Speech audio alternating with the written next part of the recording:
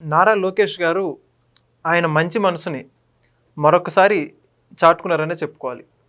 ఏదైతే నిన్నటి రోజున ఒక చెరుకురి సుష్మా అనేటువంటి ఒక మహిళ రమేష్ హాస్పిటల్లో బ్రెయిన్ డెడ్ అయి చనిపోయినటువంటి నేపథ్యంలో ఆవిడ అవయవ దానం చేద్దామని ఆ కుటుంబ సభ్యులందరూ కూడా నిర్ధారించుకున్నారు.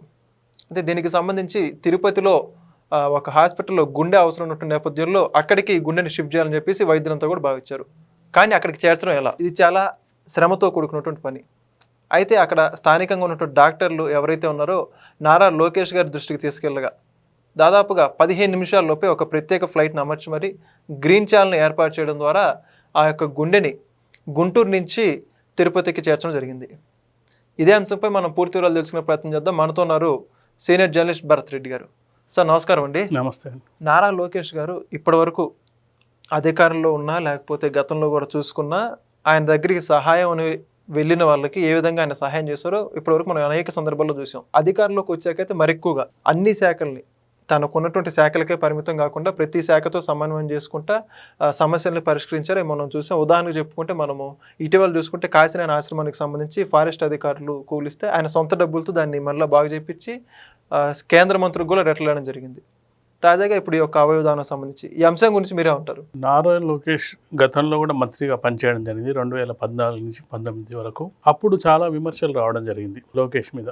డైరెక్ట్ ఎన్నికల్లో గెలవలేడు, ఎమ్మెల్సీ ద్వారా ఎన్నికయ్యాడు, అతనికి పరిపాలన సామర్థ్యం లేదు అంటే ఇలాంటి ఆరోపణలు ఎదుర్కొన్నప్పటికీ మౌనంగానే ఉన్నాడు, ఎలాంటి ప్రత్యారోపణలు చేయలేదు.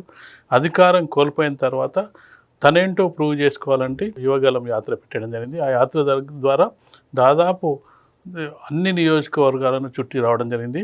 రాజకీయ పరిజ్ఞానాన్ని, ప్రజల అవసరాలని, సామాన్యుని బాధల్ని అన్నీ తెలుసుకోవడం రావడం జరిగింది. అంటే ఎప్పుడైనా ఒక యాత్ర చేసినట్టయితే, నువ్వు ఆఫీస్లో కూర్చున్నట్టయితే నీకు ప్రజల కష్టాలు తెలియవు. ఏ రాజకీయ నాయకుడికైనా ప్రజలు కష్టాలు తెలవాలంటే ప్రజల మధ్యలోకి వెళ్ళాలి. ఆయన 5 ఏళ్ల ప్రతిపక్షంలో ఉన్న కాలంలో ప్రజల కష్టాలని తెలుసుకోవడం జరిగింది. దాని పరిష్కారాలని నేను అధికారంలోకి వస్తే ఏ విధంగా పరిష్కరించో కూడా దానికి ఒక సొల్యూషన్ కూడా దాన్ని మైండ్లో ప్లాన్ చేసుకోవడం జరిగింది. అందుకే ముఖ్యమైన శాఖను ఇవ్వడం జరిగింది చంద్రబాబు నాయుడు గారు. ఐటీ, దాంతోపాటుగా విద్యాశాఖ అంటే ముఖ్యమైన శాఖగా చెప్పొచ్చు. విద్యాశాఖ ఈరోజు విద్య అవసరం ఎంత ఉందనేది ప్రజలకు ఆరోగ్యమే ముఖ్యమైనగా భావిస్తున్నారు. అలాంటి విద్యాశాఖను చేపట్టడం జరిగింది. విద్యాశాఖను చేపట్టడంతో పాటు మీరు ఏదైతే చెప్తారో ఇలాంటి కార్యక్రమాలన్నీ చేస్తున్నాడు. అంటే తన సొంత డబ్బులతో, సొంత ఖర్చులతో ప్రజలు ఆదుకునే ప్రయత్నం చేస్తున్నాడు.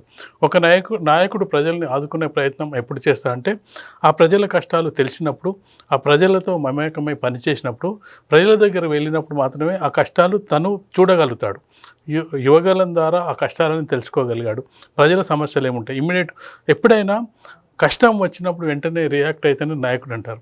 ఈరోజు కష్టం వస్తే నేను ఎప్పుడో ఎల్లుండో వారానికో చేస్తుంటే దానివల్ల ప్రయోజనం ఉండదు. ఫర్ ఎగ్జాంపుల్ మనం నిన్న తీసుకున్న సంఘటన తీసుకున్నట్టే బ్రెయిన్ డెడ్ అయిన వ్యక్తి గుండెను అమర్చాలి. ఎంత టైం లోపల అమర్చాలనేది ముఖ్యం. అంటే దాన్ని అక్కడికి చేర్చాలి. దాని తర్వాత అమర్చినా అది ఫెయిల్ అవుతుంది. ఇచ్చిన వాళ్ళకు ఏముండదు, తీసుకున్న వాళ్ళకు నిష్ప్రయోజనం ఉంటుంది. కాబట్టి ఆ సమయం అనేది ముఖ్యం. సహాయం కూడా అంతే.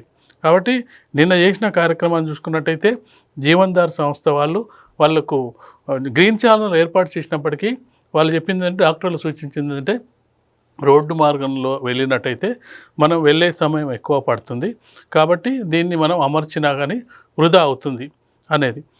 అలాంటప్పుడు ఏం చేయాలి? విమాన మార్గంలోనే వెళ్ళాలంటే అక్కడ టైంకు మనం అనుకున్న టైం బస్సులే టైంకి రావు, ఫ్లైట్లు ఆ టైంలో ఉండవు. కాబట్టి తన సొంత ఖర్చులతో వాళ్ళు పెట్టుకునే స్థితి లేదు. ఎవరైతే గుండె అమర్చుకునే వాళ్ళు ఆ ఖర్చులు భరించే స్థితిలో లేరు. కాబట్టి తన సొంత ఖర్చులు పెట్టి ఆ గుండెను అమర్చడానికి పూనుకోవడం జరిగింది. మీరు ఏదైతే చెప్తున్నారో మిగతా వాళ్ళకి ఏ విధంగా అయితే సహాయ సహకారాలు అందిస్తున్నారో తనకు తెలిసిన వెంటనే దాన్ని గుండె అమర్చడం ద్వారా తను ఏ టైంలో ఏ సమయంలో ఏం చేయాలనేది ముఖ్యమైనది. ఆ సమయంలో అది పూర్తి చేయడం వల్ల ఎవరైతే వాళ్ళ సుష్మా అనే వాళ్ళ పిల్లలు ఉన్నారో గుండె అమర్చిన వాళ్ళలో మా అమ్మను చూసుకుంటామని కూడా చెప్పడం జరిగింది. అంటే తను బ్రెయిన్ డెడ్ అయిన తను చనిపోతూ ఒక 4గురికి ఇవి ఇవ్వడం జరిగింది. గుండె, కాలేయం, మూత్రపిండాలు, అంటే 4గురికి ప్రాణభిక్ష పెట్టడం జరిగింది. కాబట్టి ఇందులో లోకేష్ బాబు కూడా అందులో సక్సెస్ అయ్యాడు, తన వంతు పాత్రను కూడా నిర్వహించడం జరిగింది. కాబట్టి నాయకుడు ఎప్పుడు కూడా ఆదర్శంగా ఉండాలంటే ఏంటంటే తను చెప్పుకోవాల్సిన అవసరం లేదు. తను మంచి పని చేస్తే నలుగురు చెప్పుకుంటారు. మిగతా రాజకీయ నాయకులు ఏం చేస్తారంటే తను చేసింది ఎక్కువ, చెప్పేది ఎక్కువగా ఉంటుంది. ఇప్పుడు ఇది చేసిన తర్వాత లోకేష్ స్పెషల్గా వచ్చి చెప్పుకోవాల్సిన అవసరం లేదు, నేను ఇది చేసిన అని చెప్పి. పత్రికలు, ప్రసార మాధ్యమాలు, ఎవరైతే లబ్ధి పొందిన కుటుంబాలు, జీవనధార సంస్థ వాళ్ళు చెప్తూనే ఉంటారు. కాబట్టి ఎవరైతే నాయకులు వాళ్ళకు తోచిన విధంగా, తనకు చేతనైన విధంగా పనిచేసుకుంటూ వెళ్తారో వాళ్ళు ఖచ్చితంగా కూడా లీడర్లుగా ఎస్టాబ్లిష్ అవకాశం ఉంటుంది. ఇప్పుడు రామారావు వారసత్వాన్ని చంద్రబాబు కొనసాగిస్తే చంద్రబాబు గారి నాయకత్వాన్ని లోకేష్ కొనసాగిస్తాడు అని చెప్పడానికి ఇది ఒక ఉదాహరణగా మనం చెప్పొచ్చు. Okay, thank you sir. Please subscribe to Leo News for more videos.